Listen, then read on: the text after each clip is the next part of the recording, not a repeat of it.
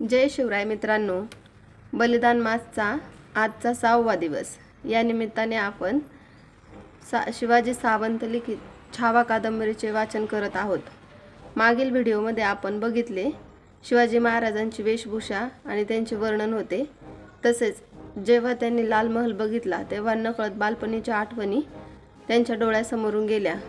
जसं की मुरार जगदेवरावाने पुण्याची लूटमार करून पुणे गाव पूर्ण उद्ध्वस्त केले होते. तिथे गाढवाचा नांगर फिरून एक लोखंडी पहार ठोकून पुन्हा येथे कोणी वस्ती करणार नाही असा अभद्र संकेत दिला होता. त्यामुळे पुणे गाव हे पूर्णपणे ओस पडलेलं होतं. त्यानंतर शहाजी राजांनी जिजामाता आणि बाल शिवाजी महाराजांना दादोजी कोंडदेव यांच्यामार्फत पुण्याला पाठवले. तेव्हा जिजामाता आणि बाल शिवाजी राजांनी पुण्यात सोन्याचा नांगर फिरून पुण्याचे पुनर्वसन केले होते. हा प्रसंग त्यांना आठवला. तसेच जिजामाता आणि महाराजांचा संवाद आपण बघितला. तसेच शिवाजी महाराज आणि बालशंभूंच्या पहिल्या ऐतिहासिक भेटीचे वर्णन आपण बघितलेले आहे. चला तर मग आता आपण पुढे कंटिन्यू करूया. नकळत जिजाबाईंची नजर दरवाजाकडे गेली. तिथे उंबरठ्याबाहेर उत्सुकलेल्या डोळ्यांची राजांची खास मंडळी दाटीवाटीने उभी होती. जिजाबाईंची नजर वळताच त्यांनी तेथूनच आदबमुजरे केले. त्या मंडळीत मानकोजी, सुभांजी, संभाजी, कावजी, यसाजी, तान्हाजी, नूरखान बेग सारे मीठ जागते इमान होते.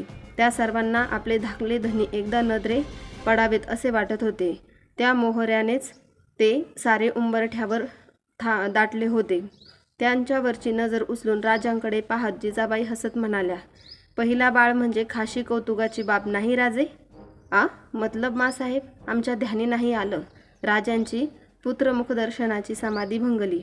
नाही म्हणजे हमेशा तुमच्या खांद्याला खांदे भिडवून तुमच्याबरोबर दौडणारी खाशी मंडळी दरवाजातच खोळंबलीत. त्यांनाही बाळराजांना पाहावंसं वाटतंय. जिजाऊंच्या त्या बोलाने राजे प्रसन्न हसले. आपल्या हातातील बाळराजांना जिजाबाईंच्या हाती देत त्यांनी मागे वळून साऱ्यांना दालनात येण्यासाठी हाताची इशारत केली. तशी सारी मंडळी दालनात आली. फक्त नूरखान बेग बाहेर राहिला. मुघलाने राजाच्या राणीवशात कसे कदम टाकायचे याची अडचण राजांनी हेरली. खान, तुम्ही का थांबलात? बेशक आत या. राजांनीच त्याची कोंडी फोडली. नूरखानही आत आला. जिजाबाईंनी बाळराजांना मानकोजीच्या हाती दिले. भुवया चढवीत डोकीवरची पगडी डोलवून त्यांनी बाळराजांना डोळाभर पाहून संभाजी कावजीच्या थोराड हातात दिले. हा करत संभाजी बाळराजांना आपल्या हातात अलगद घेतले. तशा जिजाबाई म्हणाल्या, सांभाळून घे रे बाबा.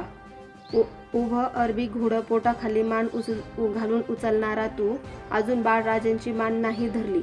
सगळेजण त्या बोलांनी दिलखुलास हसले. छा, एवढं ग्वाड वज कळत नाही भय मासाब, म्हणत संभाजीने आपली बाजू सावरण्याचा प्रयत्न करत बाळराजांना तान्हाजीच्या बळजोर हाती दिले. बाळराजांना हाती घेताना तान्हाजीच्या भरगच्च मिशात आठरल्या. तो संभाजीला म्हणाला, हा तेवढं बोलू न ग. मासाब म्हणतात ते खरं हाय बरं का मासाब. जुन्नरच्या चालीत ह्योनी मीच होतो पांगातली घोटी बाहेर काढाया. पांगावरलं धारकरी आम्ही कापून काढलं. म्या तेगीने घोड्याचं बंद कापलं. आम्ही सारी घोडी बाहेर काढायला लागलो तर गनिमाचं एक हत्यारबंद भीर मारो मारो ओरडत थेट चाल करून आला. ह्यो म्हणला, तानाजीराव, निस्ता पट्टा घुमत माझ्याबरोबर या, गमजा दावतो.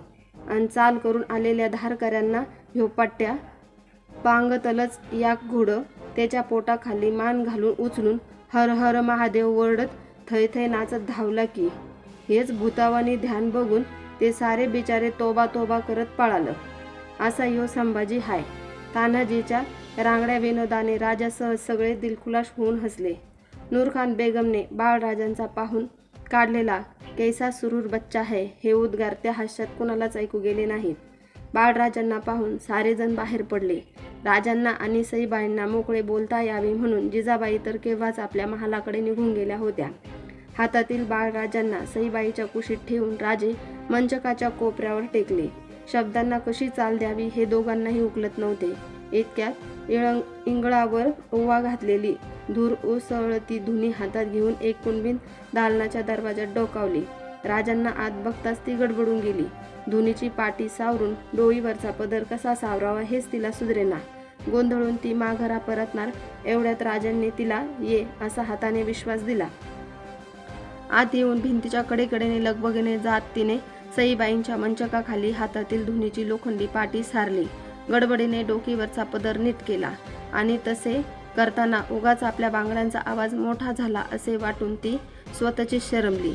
आल्या पावलीस ती भिंतीच्या कडेकडेने पटकन दालनाबाहेर निसटली.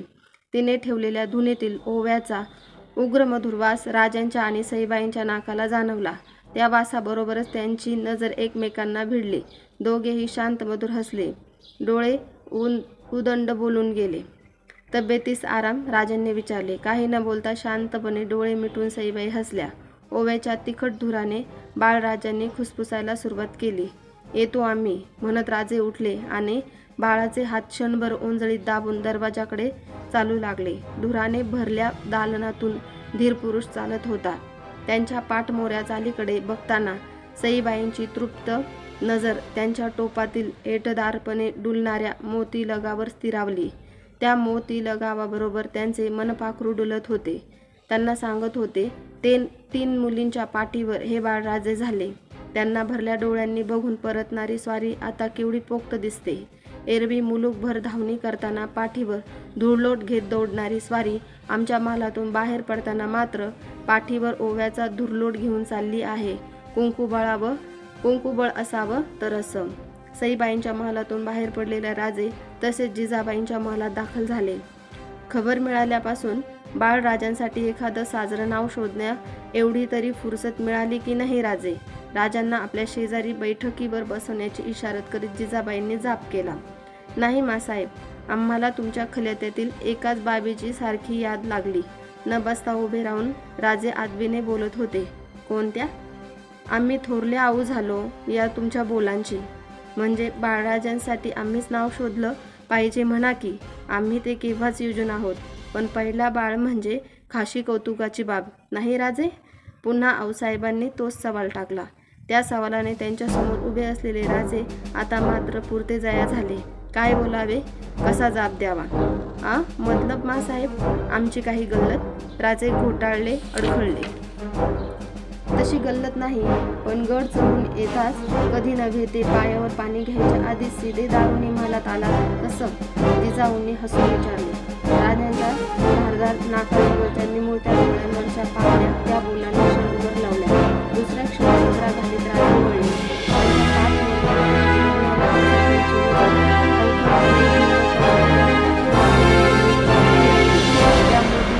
पंख पसरून बसलेले त्यांची मागचे हृदय त्यांना सांगत होते एवढ्या दौडी घेतात. आता बाळराजांचे आवाज आले तरी राजांचे बोल पण काही गेले नाही. ते कधीच जाऊ नये, फिर्याद असावी तर असे.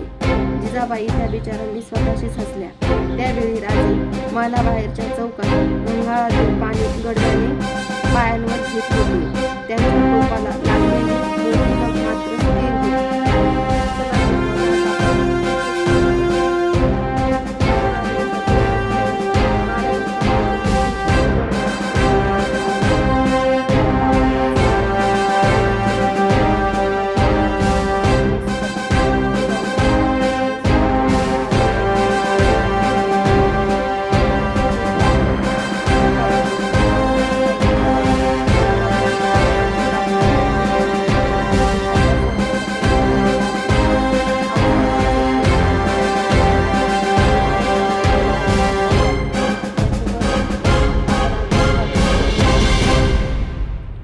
जर तुम्हाला हा व्हिडिओ आवडलास तर लाईक करा, शेअर करा आणि चॅनलला सबस्क्राईब करा. जय शिवराय, जय शंभूराजे.